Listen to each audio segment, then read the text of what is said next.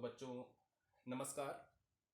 आज एक रिएक्शन में लेके आया हूँ जो कि एक डीकम्पोजिशन रिएक्शन है। इसके पिछले वाली वीडियो में आपने पढ़ा होगा। उस डीकम्पोजिशन रिएक्शन में मुझे कुछ बातें बतानी हैं, ठीक, जो आपके जहन में होंगी या होनी चाहिए। ठीक, कि जैसे कि सर मैंने ये बताया था कि भाई FeSO4 जो होता है वो फेरस सल्फेट होता है और इसको जब हम हीट करते हैं तो ये तीन प्रोडक्ट बनाता है। पहला है Fe2O3 यानी कि फेरिक ऑक्साइड, और दूसरा है सल्फर डाइऑक्साइड, और तीसरा है सल्फर ट्राई ऑक्साइड। ये दो गैसेस बनाता है और ये बनाता है। अब बात आती है, कुछ बच्चों के जहन में ये आता रहता है कि सर ये तीन प्रोडक्ट आपने बना दिए, कैसे आपको मालूम कि यहाँ पर O3 होना चाहिए या ऑक्सीजन होना चाहिए, और कैसे आपको पता ही कि ये दोनों गैसेस बनती हैं। कई बच्चों के जहन में ये क्वेश्चन होता है, उसका आंसर मैं देने का प्रयास इस वीडियो में कर रहा हूँ। हो सकता है आपको कुछ समझ आए। वैसे कुछ बातें तो आपको समझनी होती हैं और कुछ बातें याद भी रखनी होती हैं, क्योंकि केमिस्ट्री में जो केमिस्ट्री है बच्चों, वो अपवादों से भरी हुई है। वो क्या है? अपवादों से, यानी एक्सेप्शन से भरी हुई है। तो उन एक्सेप्शंस को आपको याद रखना होता है। तो इसमें मैंने एक नोट लिखा है कि बच्चों FeSO4 जो होता है वो एक साल्ट होता है। FeSO4 क्या होता है बच्चों? एक साल्ट होता है, और इसको हम सल्फेट साल्ट कहते हैं। जैसे SO4 का जो फॉर्मूला 9th में आपने पढ़ा होगा वो सल्फेट पढ़ा होगा, है ना। और जब SO4 किसी मेटल के साथ जुड़ता है तो वो मेटल का साल्ट बनाता है या साल्ट बनाता है केवल। तो FeSO4 क्या होता है? सल्फेट साल्ट होता है। इसी तरह क्लोराइड साल्ट भी होते हैं, है ना। इसी तरह से कार्बोनेट सॉल्ट भी होते हैं। तो कई प्रकार के नाइट्रेट सॉल्ट भी होते हैं। तो कई प्रकार के सॉल्ट होते हैं, ये आप आगे जाके पढ़ोगे। तो होता यह है कि जब भी किसी सॉल्ट को हीट करते हो, मैंने क्या लिखा है बच्चों, इसको ध्यान से पढ़िए बच्चों। FeSO4 एक साल्ट होता है और साल्ट को हीट करने पर ऑक्साइड्स बनाते हैं। साल्ट को जब आप हीट करोगे, भले ही वो कौन सा साल्ट हो, इससे कोई मतलब नहीं है। किसी भी साल्ट को अगर आप हीट करते हो तो आप वो क्या बनाते हैं? ऑक्साइड्स बनाते हैं। ऑक्साइड्स का मतलब उस मेटल के साथ क्या जुड़ जाएगा? ऑक्सीजन जुड़ जाएगा। क्या जुड़ जाएगा? ऑक्सीजन जुड़ जाएगा।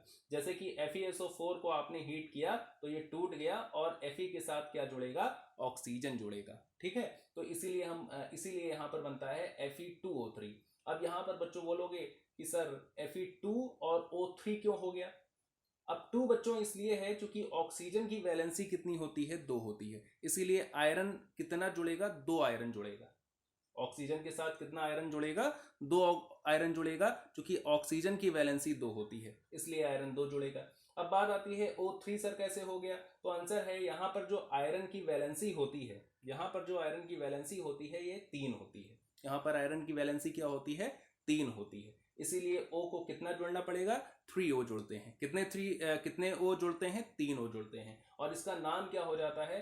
Iron third oxide. क्या बोलेंगे? आयरन थर्ड ऑक्साइड, है ना। तो यहां पर आयरन थर्ड ऑक्साइड बनता है।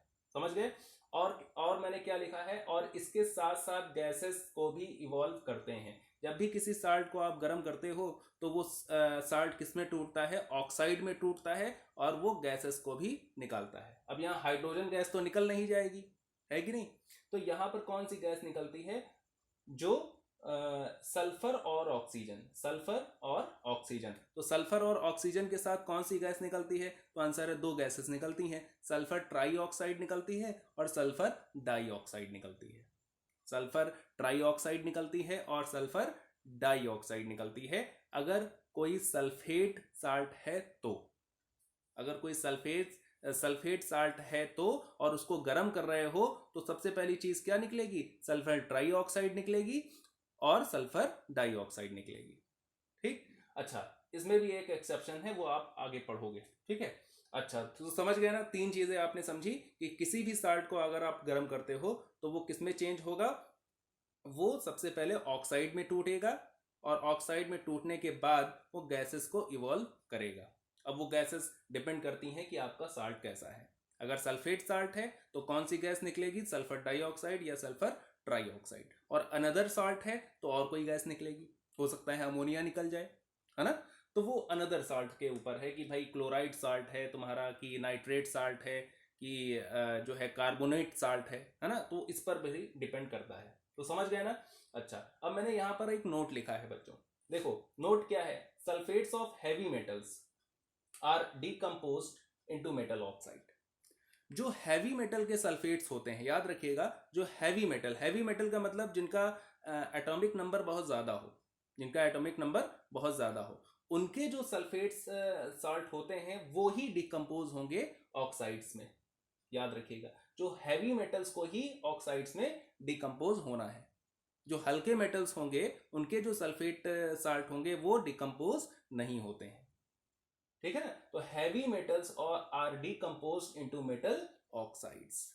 ठीक है, इनटू मेटल ऑक्साइड्स। जो हैवी मेटल्स होंगे वही मेटल ऑक्साइड्स बनाएंगे, जो हल्के मेटल्स होंगे वो नहीं बनाएंगे। याद रखिएगा, and sulphur try oxide gas when heated. तो जब भी हम किसी हैवी मेटल सल्फेट्स को हम हीट करेंगे तो वो क्या बनाएंगे, हीट करेंगे तो मेटल ऑक्साइड्स बनाएंगे और सल्फर ट्राई ऑक्साइड गैस निकालेंगे। ठीक है। और but metal sulphates such as sodium sulphate, जैसे सोडियम सल्फेट हो गया, पोटेशियम सल्फेट हो गया, कैल्शियम सल्फेट हो गया, ये सब क्या होते हैं, लाइट मेटल सल्फेट होते हैं, है ना। इनका चूंकि एटॉमिक नंबर क्या होता है, बहुत कम होता है। कैल्शियम का हो गया सल्फेट, पोटेशियम का हो गया, ये सब क्या है, एटॉमिक नंबर इनके कम है, इसलिए कोई भी मेटल ऑक्साइड्स नहीं बनाएंगे। इसलिए ये मेटल ऑक्साइड्स नहीं बनाएंगे, या हम ऐसा कह सकते हैं do not decompose when heated. ये कभी भी डिकम्पोज नहीं होंगे। क्यों? इसका कारण क्या है, चूंकि ये हल्के हैं, एटॉमिक नंबर इनका कम है। बात समझ में आई। तो दो चीजें आपने याद रखी, इस मेटल सल्फेट्स को जब हम गर्म करते हैं तो दो चीजें बनती हैं। और कौन से मेटल सल्फेट्स को गर्म करेंगे, तो हैवी मेटल सल्फेट्स को गर्म करना है, तो वो किस में टूटेगा, मेटल ऑक्साइड में टूटेगा और सल्फर ट्राई ऑक्साइड गैस निकलेगी। ठीक है। अब बोलोगे सर यहाँ पर तो सल्फर डाइऑक्साइड गैस भी निकल रही है, तो मैंने बताया ना, केमिस्ट्री एक्सेप्शन से भरी हुई है ना। तो यहाँ पर केवल एक ही केस ऐसा होता है कि आयरन सल्फेट, यहाँ पर कौन है, आयरन सल्फेट। अगर आप आयरन 2 सल्फेट लोगे, मतलब एक ऐसा आयरन लोगे जिसकी वैलेंसी कितनी हो, 2 हो, वो ही क्या करता है, सल्फर डाइऑक्साइड और सल्फर ट्राइऑक्साइड गैस दोनों निकालता है। लेकिन आप अगर कोई दूसरा लोगे, या ये देखो, ये मैंने लिखा है आयरन थर्ड सल्फेट है ये, क्योंकि आयरन की यहाँ पर वैलेंसी कितनी शो हो रही है, 3, क्योंकि सल्फेट आयन कितने जुड़ रहे हैं इसके साथ, 3, तो हम इसको क्या बोलेंगे, आयरन थर्ड सल्फेट। क्या बोलेंगे, आयरन थर्ड सल्फेट को जब हम गर्म करते हैं तो क्या बनता है, आयरन ऑक्साइड, जो भी ऊपर बना आयरन ऑक्साइड Fe2O3, और यहाँ पर केवल सल्फर ट्राई ऑक्साइड गैस निकलती है। तो ये क्या है, एक एक्सेप्शन है, जिसमें सल्फर डाइऑक्साइड गैस भी निकलती है। ठीक है। उसके बाद एक अगला एग्जांपल है, जैसे CuSO4, ये भी एक साल्ट है, कॉपर सल्फेट है, ये कॉपर सेकंड सल्फेट है। ये क्या है, कॉपर सेकंड सल्फेट है। अच्छा, इसको जब आप गर्म करोगे तो कॉपर का ऑक्साइड बनेगा। क्या बनेगा, कॉपर का ऑक्साइड बनेगा, यानी CuO बनेगा, और सल्फर ट्राई ऑक्साइड गैस निकलेगी। ठीक। और ZnSO4 है, जिंक सल्फेट है, इसको जब आपने गर्म किया तो जिंक का ऑक्साइड बना, यानी ZnO बना, और सल्फर ट्राई ऑक्साइड गैस निकली। ठीक। तो ये 3 रिएक्शंस है। तो बच्चे इसमें बड़ा ही कंफ्यूज होते हैं कि सर ये बन कैसे गया, या 3 कैसे हो गया, ये 2 कैसे हो गया, ये सब गैसेस कैसे निकाल दिया आपने, क्या आपने याद किया है? तो आंसर है बिल्कुल याद किया है ना। आपको याद भी करना है और आपको समझना भी है। जैसा मैंने बताया कि हैवी मेटल के जो सल्फेट्स होते हैं उनको जब आप हीट करते हो तो दो चीजें फॉर्म होती हैं, एक ऑक्साइड बनेगा, मेटल का ऑक्साइड बनेगा, और गैसेस फॉर्म होंगी। क्योंकि सल्फेट है इसलिए सल्फर डाइऑक्साइड या सल्फर ट्राइऑक्साइड गैस निकल सकती है, और कोई गैस नहीं निकल सकती। इसमें होता क्या है, एक और चीज होती है कि इसमें जो कलर होता है वो भी चेंज होता है। जैसे यहाँ पर जो इसका कलर है, शायद आपको नहीं दिख रहा है तो मैं बोल देता हूँ, green crystal of iron 2 sulphate, है ना, ये ग्रीन कलर का होता है। जब आप इसको हीट करते हो, जो ऑक्साइड बनता है वो कलर चेंज कर देता है, ब्राउन कलर का होता है। ठीक है। तो किसी भी लवण को या साल्ट को आप हीट करते हो तो कलर का भी चेंज होता है। तो उम्मीद है कि आपकी जो प्रॉब्लम है वो सॉल्व हो गई होगी। तो आज के लिए इतना ही, धन्यवाद।